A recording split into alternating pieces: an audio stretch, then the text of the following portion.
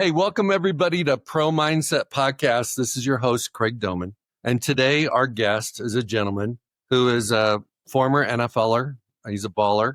He was drafted in 2009, but he's also been an actor. He's also an activist, and he makes a big impact on the youth. Nic Harris, welcome to Pro Mindset. Thank you for having me. And Nic is spelled without the K. Nice with no E. Nice with no E. That's nice. Why do people want to listen to what you have to say today?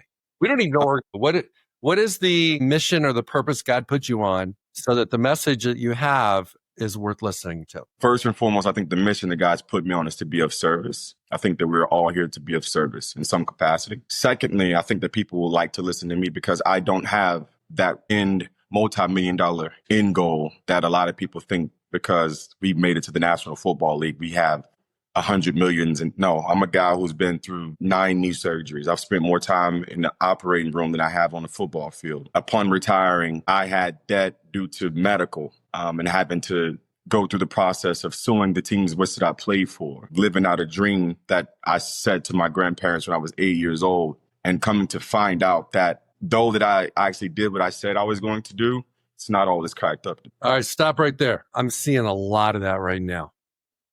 There's a lot of awareness about the dream is really not the dream. What is the biggest misconception about being a professional athlete? That you're set for life. I think that because you wear or allowed to wear a shield, whether it be NFL, MLB, NHL, NBA, they think that you don't necessarily have to grind. And we can start with MLB. Just because you get drafted doesn't mean you don't have to go through the minors and then the feeder leagues and this, that, and the other. NBA, like you may get drafted, but then you got to play summer league. If you don't make summer league, then you got to go overseas and come back and this, that, and the other. I don't necessarily know. I'm not too privy with how the NHL works. I think, if in the event that you are drafted, how you kind of a phenom, but you also went through the international play to where they know that that's who you are. And in the National Football League, unless you're top 10, everybody after top 10 is slotted. You're making 10% more than the guy last year got drafted. It doesn't really matter. And there's no guarantee. You might have a guaranteed contract if you're drafted high enough, but there's no guarantee you're going to have a career. The draft is really a entrance into professional sports. It's not the end all. So getting drafted, I think too many young people, they want to get drafted. I mean, I don't blame them. The higher you get drafted, typically the more money you make. It doesn't mean anything. Then before 2 to 3 years ago, because now it's like the college realm, but we'll get there. Yeah, we got an NIL game going now. Yeah. You get paid twice. You get paid in the amateurs and get paid in the NFL. How stupid is that now? Let's just go there. NIL, these kids are like 16, have 25, 30 offers, already getting NIL offers. And they're going into their junior and senior year of high school. They don't have mustaches. That's true. Parents are allowed to negotiate contracts. You're getting to a situation now to where like parents aren't even working anymore. They're relying wholeheartedly on the 16-year-old underdeveloped kid with potential to be what the grades are, but potential can only get you so much. And I guess right now, depending on the dollar amount, it can get you how much the school wants you. Well, USC gave a tight end who's going into senior year there in Orange County, $10 million over 3 years. I just saw a kid, offensive tackle out of Dallas, 5.1 guaranteed junior year, Texas Tech. Texas Tech is breaking all the money records right now. Good for them. Listen, I'm a former Big 12 guy. For them to lose so much, God bless them. Hey, they lost Baker Mayfield to your alma mater. They couldn't win with Patrick Mahomes. I mean, they were like a 500 team with Patrick Mahomes. They were number one back in 2008 with Crabtree and company, and then they came and saw us, and we all know how that ended. So there's no ego in OU, is there? No, not at all. We don't want to stoop to. No pun intended. Okay. So your perspective is multiple knee injuries, being a part of the NFL for 4 years, not 14. 3 years that's counted. A lot of people don't know how the CBA works. In the uncapped year 2011, that didn't necessarily count against the accrued years that I have. Literally fighting each year, I was tendered, which meant that I just had to take league minimum due to the likelihood of me being re-injured and also not having a position. Literally I would have to go to multiple meeting rooms. Like, you're not going to the linebacker room. You're not going to the safety, the strong, so. So for those of you that are not watching, Nice without the E is a big dude. And he played safety in college. And when he went through the NFL evaluation process, they were trying to figure out what position he played. Because he was too big for a safety and he was too small for an NFL linebacker at the time. And today those guys are called hybrids, rovers. They got a lot of different names for them. And sometimes they're the most valuable guy on defense because they can play at multiple levels. But back in that day, defenses hadn't progressed as much as they have now. And those guys kind of fell through the cracks. Where did you expect to get drafted? You were a 6th rounder? I was 5th rounder, 147th overall. I was told I was going to be top 10. I was coming out as the biggest safety in the country. I put up the best numbers in the country at the time, and I had got defensive MVP in the national championship game, and we lost. So you were told you were going to go top 10. I was told I was going to be top 10 in Pittsburgh. Did you want to kill your agent after the draft? I wanted to kill everybody that was breathing. It was a lot of pressure. My daughter, my greatest creation, was born a week before draft. So for me, it was just a lot of pressure at the time. Okay, so describe for our audience the emotional roller coaster and how a draft slide affects your mojo when you're going through multiple days of watching people that you know you're better than go before you. What's that like? Well, you're always told that your resume as a player is what you put on tape. And from my understanding, what I was reinforced and told was that what I put on tape was elite. And then playing in the last game, national championship game, whereas some guys who don't even make it to a bowl game, they have that time to train. So it was like I was behind the curve with training for the combine, getting invited to the combine. And then not only that, also got invited to Senior Bowl. So playing in that game as well to further prove myself because I was a positionless guy. So I had to show them. I didn't even know whenever I got to Senior Bowl, I didn't even know they had put me with linebackers. I had never played the position before in my life. And so I just lined up, got to the room. I didn't understand triangles. I didn't understand reading linemen. I played in space. I spun down on wide receivers, spot guys. I fill gaps. That was my job. I'm like, all right, cool. I was told, hey, listen, the better that you could be at multiple positions, the more value you are.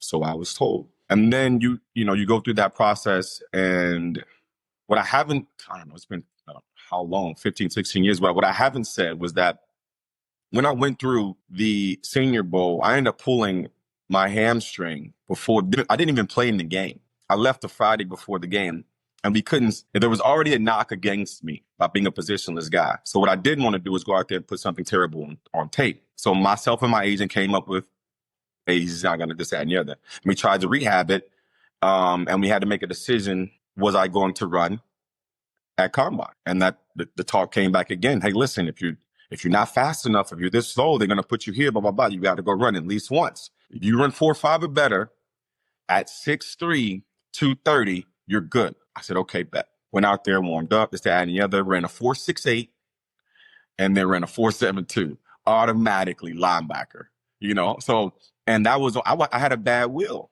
but I couldn't say that because, red flags, medical, and all that good stuff. So now we get to draft day, your name is still being thrown out there as your top 3 in the country. I think there was Eric Berry at the time as well, and a good friend of mine out of Missouri. And so, I did the thing. I get everybody back. I'm from small town Louisiana, Alexandria, Louisiana. I get my frat brothers. I get everyone that I've known. And the biggest thing that I could have done, and I wanted to thank my community, is I just got a billboard. And one of the games I had my arms open. And they had put that on the billboard and just said, thank you, Alexandria, for the entire draft week. That was my way of saying thank you because I couldn't personally tell everybody. And Thursday came, first day. Friday came, agents on the phone. Don't worry, we got nothing. So I go from... And you can speak to monetarily how much was lost between 1st and 5th round. So now I'm in my mind. Why did I do this? Why did I accept? I played in different games. I literally played 5 different positions while I was at Oklahoma, based out of need at times. BV, Brent Venables, who's the head coach there now, is my guy, D coordinator. He trusted me. He trusted me to he was like, I'll put him where he needs to be. And I just slid to 5th round to Buffalo. I had never seen snow before. So it was taxing. Okay, so you show up for rookie minicamp. Are you healthy at rookie minicamp? I'm healthy. And Okay. I've accepted that I got to play linebacker. I said, okay, bet. Okay. So we got this Nic Harris showing up for OTAs. He's going to be a backer. He's a physical specimen, 6'3", 230, runs a 4.68, at least at the combine. How was your mental health when you showed up at OTAs? I just want, first off, I looked at it and I thank God for the privilege. I did what I said I was going to do first. Secondly, I was like, at the end of the day, whether it's the best of times or the worst of times, it's the only time that I got. So I got to make the best of it. So I came in, I just wanted to be a sponge. I said, I've accepted this is what it is. I'll be the best at it. I'll be the best mistake you've ever drafted. Okay, so when did the first injury come along? Oh, man, play the season. I ended up being top 10 preseason ESPN rookies. I'm thinking, and then they tell you in the back of the mind, you come in, you're a positionless guy. You got to make your way on special teams. I'm on every special teams they have known to man outside of like goal line, but like goal line block, the sad and the drill. And I'm thinking that I'm at least going to start getting some burn first 8 games special team. And so that's when the mental comes in, because not only am I not playing, but it's getting colder. Yeah. And Keith Ellison, one of my good friends, USC, I was weak side backer behind him. Those are my guys, Paul Puslesny and Kavika Mitchell. Those are my vets. And they just kept me encouraged. Keith he goes down against the Texans. They call me up. I play, right?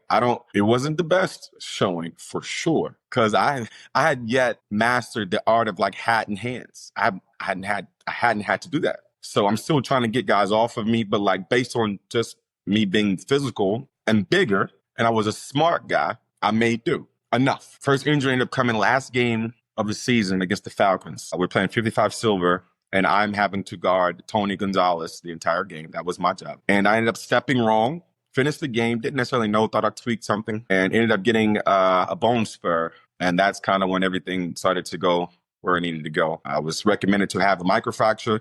At the time, the only person I knew had that surgery was Anthony Hardaway. It was still experimental at the time. And that's just, and I just went through the process of trying to get back and listen to the team. And that's when it started. Last game of the season, my rookie year. Okay, so you have the wisdom now of 15 years or so. How would you approach same body, same physical skills, same experience in college, multiple positions, but primarily a safety, being positionless, not in a time when it was favored? How would you mentally approach that opportunity? We never get to go back and do redos, but I'm just wanting to understand how have you reframed it? How have you learned from it? What would you do differently? And if you had a son or if you had a nephew or a neighbor and they were kind of going through what you're going through, how would you coach them up based upon your experience? Well, speaking to a younger Nick, I would emphatically say to be very, very present in the now. We take it for granted because we sign our name and it says you have 4 years on this contract. No, it's not college. They could cut you at any moment. And the reality started to set in for me is whenever I found out that every Tuesday that they would bring guys in and work them out for your position that are cheaper. And every Sunday, our job is performance-based. So I would pretty much tell my younger self that every Sunday, it doesn't matter, practice is practice. You're going to mess up. That's what it's for. But on Sunday, make sure that your name rings bells. Make sure that they're reading your name in the paper by any means, and make sure that it's not negative. Okay, I'm going to dig deeper. How does that show up in your preparation for practice? How does that show up in your relationship with your coach? How does that show up in your competency in your playbook? How does that show up with your just how you time management? How did your morning routine? I could go on and on and on. How would you do it now that you didn't do it then? That would have made a difference that someone can learn from you? I don't necessarily know how I would have done it now. I will say that I could have easily put in more time to lean more on my vets. My coach at the time, my position coach at the time wasn't no knock, but it just doesn't, the coaching style didn't necessarily resonate with myself. I should have leaned more on my vets, but then also you don't necessarily know too, because you come in as a guy at my size, it looks like I do. And, in the back of their mind too, there's like, this guy's not going to take my position. You also got to be quite conscious. And my daughter at the time was a newborn too. So I was trying to be present while being present. So it was quite taxing for me. But I would probably just lean more on my vets and try to seek as much help as I possibly can. Because you can only give so much time before you're burnt out, right?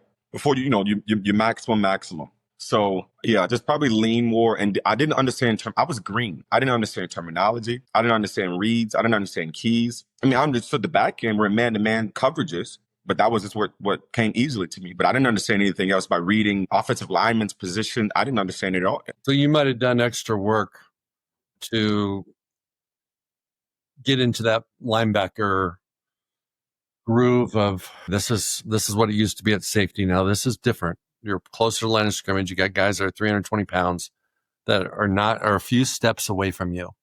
And their job is to make sure that you don't make the tackle and run plays. That, to me, is the biggest adjustment for guys going from the back end to linebacker. They just can't deal with, my God, these dudes are so huge and they're athletic. And they're within 5 yards are the fastest people on the field. Yeah. Quick is crazy. Okay, let's shift gears for a second. Was your NFL game, your last NFL game, was it celebrated, or did you find out later that the last game was the last game? Did you know in advance, or did you find out later that your last game was your last game? I did not know in advance. I had no idea that my last game. I went through in the first 2 years of my professional career, I went through 4 different head coaches. So I had no idea what that climate looked like. And then not only that, but coming in green, trying to learn a position, you're also trying to learn 4 different systems. So everything was kind of stacked against me. And I'm just thankful that I lasted as long as I did. But no, I didn't know. And y'all can't go back. I wish I could have known, but that's just life. Okay. So 99% of the guys don't know. And if they did know, they would have their daughter on the field taking photos, family taking photos. So you didn't do that because you didn't know. So now your NFL career is over. How long was your transition from being an NFL to a former NFL player? Because unless you're Tom Brady or Andrew Luck or somebody just says, hey, I'm done, you don't go from an active player to a former player overnight. Sometimes for some guys, it's 6 months. Some guys, it's 6 years. What did that process look like for you? I was in a very, very dark place about a year. A dark place.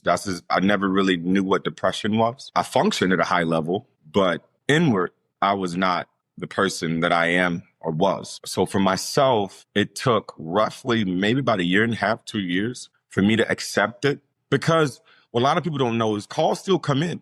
Hey, where are you at? Are you working out? And I call it, in my sense of tone, I call it, I was going broke, going for broke.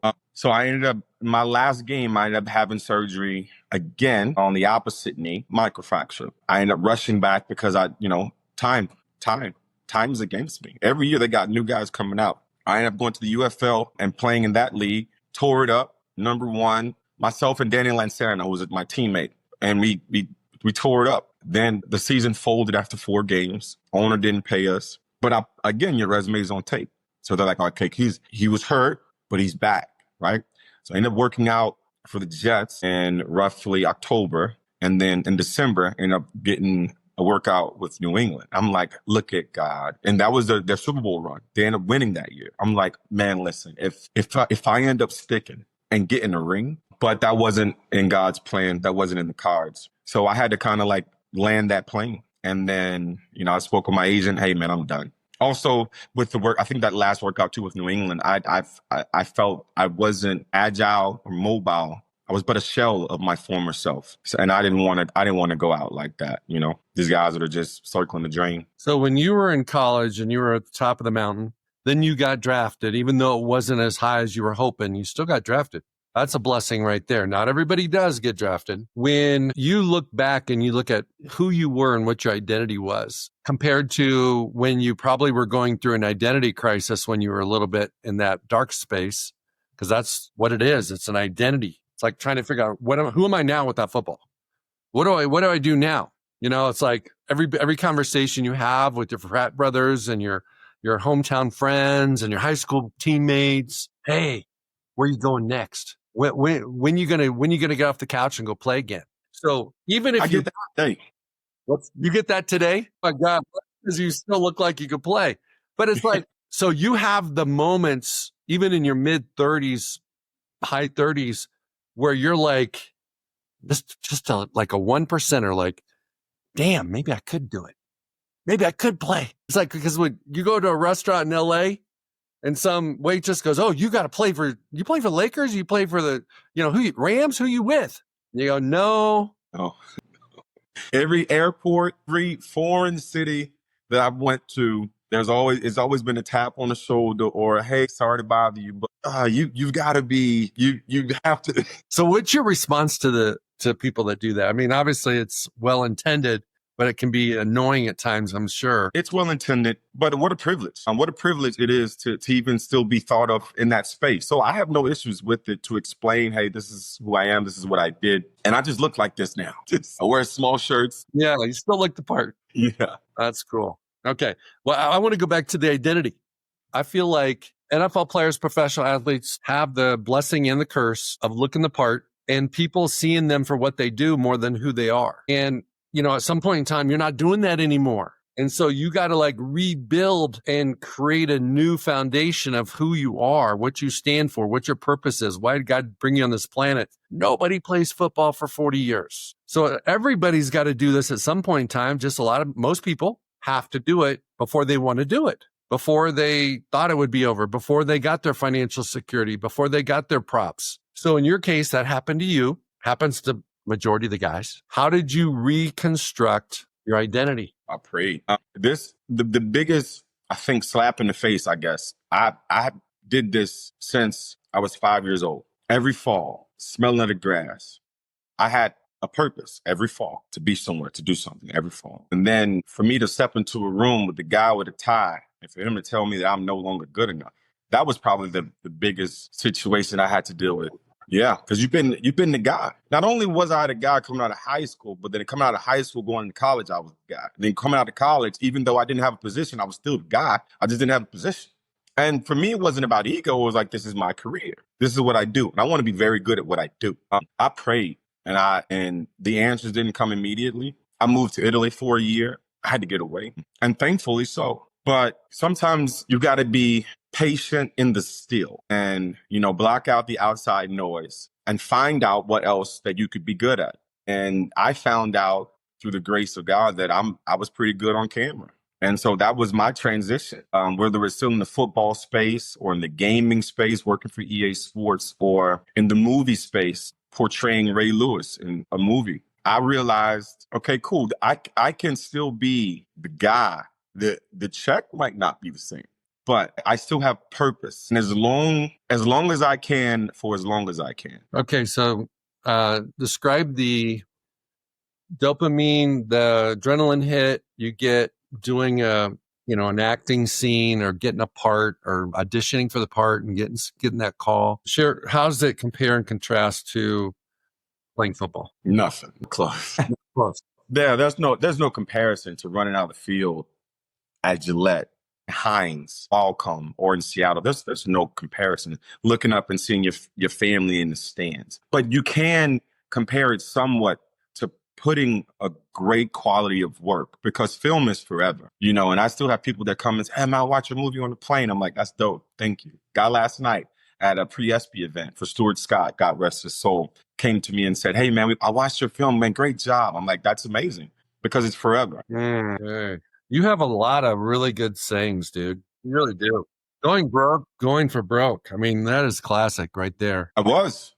Every time that I went out and had to purchase new cleats, or a lot of people don't know we have to pay our trainers. So for me to get adequate training, that doesn't come from my agent. That comes from my personal bank account in the off season. A lot of people don't know that we have to make 6 months of what we make last another 6 months of what we don't get paid. A lot of people don't know about the jock tax. It's so much that goes into it.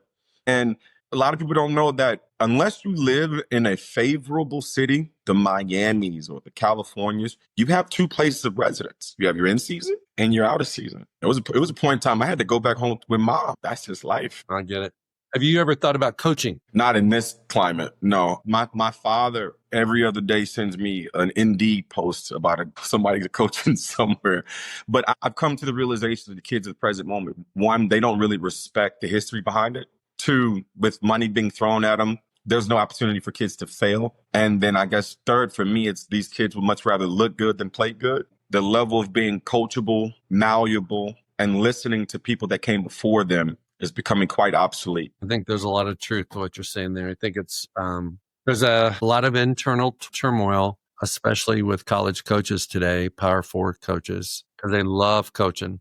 They love the game. And the game is still a game. But everything else is not. Having to recruit 24/7, having to recruit your own people, having to talk about money with your players when they're, 17, 18, 19, 20, 21. They don't even know what that money is really, what it means. And they just know that their mom or dad said, hey, go to coach and tell him you're killing it. You need to get more money. So the player comes to the coach and the coach is thinking about, hey, how are we going to beat Alabama? What's our game plan? And the kid springs it on him 2 nights before the game. He wants more money. So it's a tough coaching, especially college football today it's insanely tough.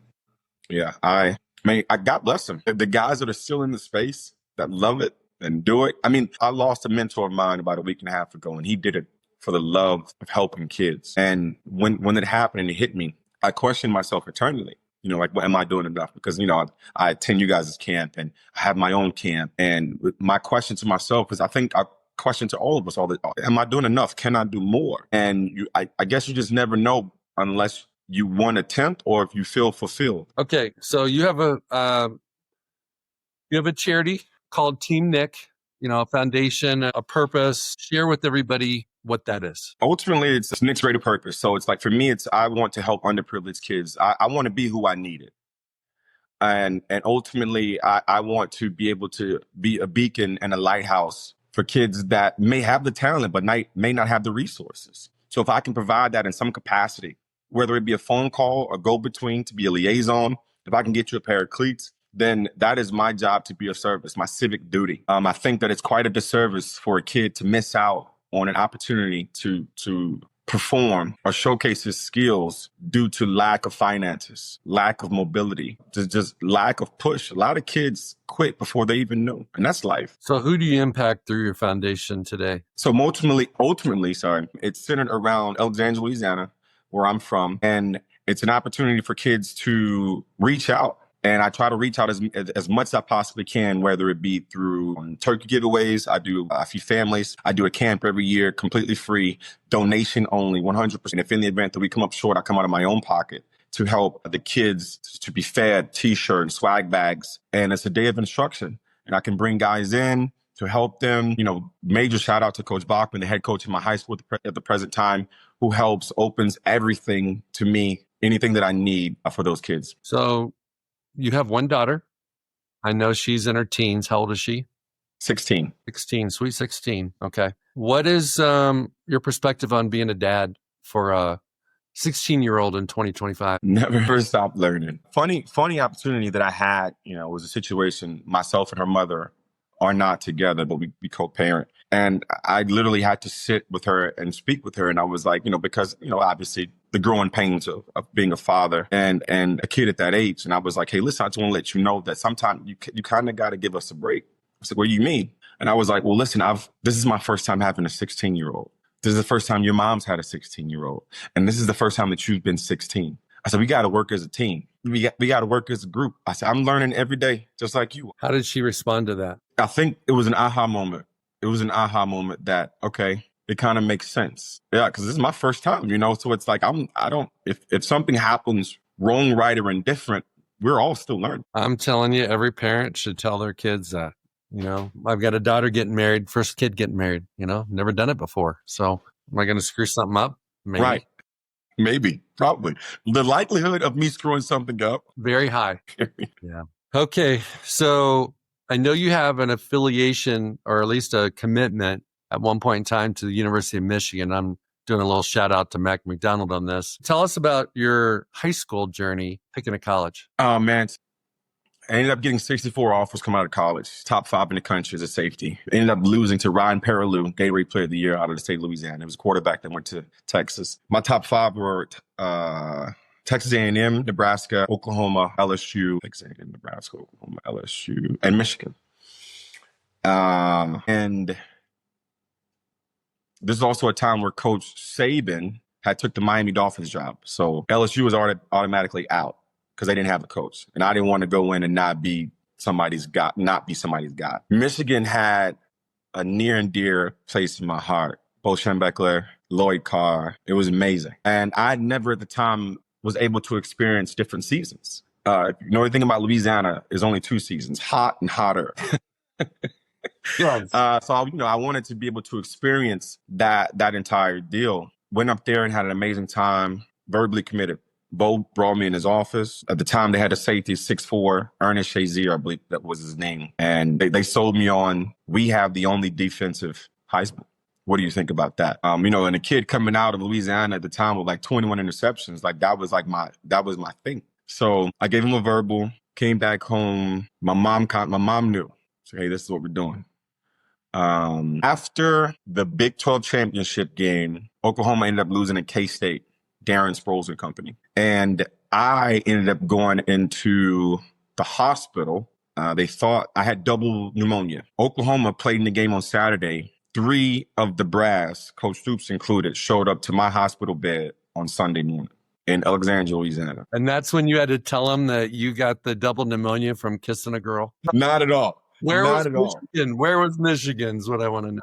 Where was Michigan, right? And I was like, man. And upon getting released, I was released a week later, a day before signing day. And I told no one. And that's kind of when it clicked. I was like, this is where I need to be at OU. So I went along with the jig, had the amazing blue tie, had the Navy pants, it said, the short signing day, and pulled out crimson and cream and, signed my letter of intent.